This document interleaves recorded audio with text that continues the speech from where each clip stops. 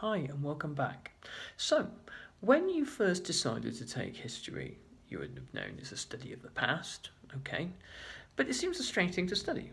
Of all the things we can study, why do we study that? Well, for many reasons. Obviously, the past is important in its own right, but the reason we study it academically, the reason why it's something that has persisted within the school curriculum, is because it equips us with thinking skills. Now, we can use, you could study a number of different things. You could study the media or the legal system or the environment or geography or something like that, and be able to learn the same kind of critical thinking skills that you can from history. And history really uses the past in order to acquire critical thinking skills. So it enables us, and this is the takeaway from this video, it enables us to inquire about the world around us, to ask particular questions in particular ways that reveal particular truths.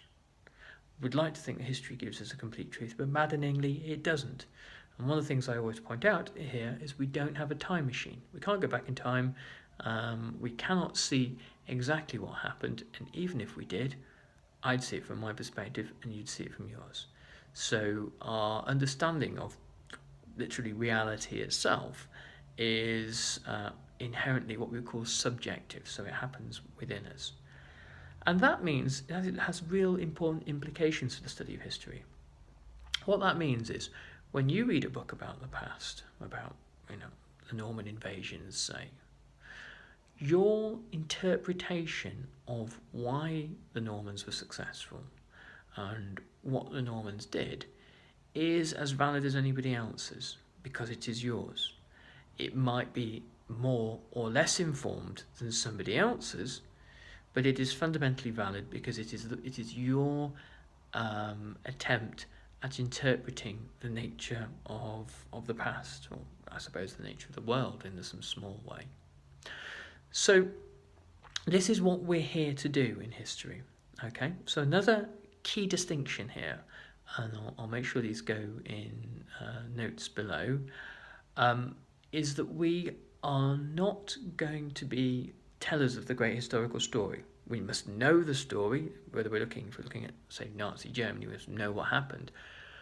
But our job isn't to regurgitate what happened and to tell that story over and over again, because the examiner will know that story.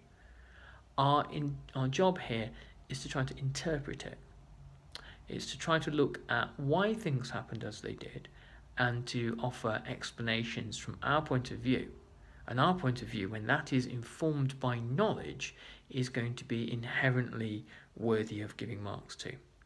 Now, I'm covering a lot of ground here, but don't worry, because this is all in note form and I'm going to go back over and over again. You'll be fed up of hearing me talking about it in the end. So don't feel that you've got to memorise everything right now, but you can come back to this video whenever you want to. So, being able to say what history is, historians and philosophers have debated about this for centuries.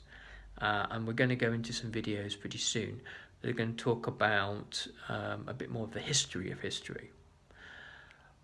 But from our point of view, from our perspective as history students looking to get an A-level or a similar qualification, as far as we're concerned right now, what history is the critical exploration of the past. It's not the retelling of the past. We're not here to be like a human Wikipedia page and say this happened and this happened and this happened. We don't care about that, though it is important, paradoxically. What we care about is being able to explain why things happened as they did and what the significance of certain events and individuals and historical processes was. So take those two concepts, and we'll be adding to those as time goes by. For now, why things happen as they do, and what the significance of particular individuals and historical events and key processes were. Okay, on to the next video.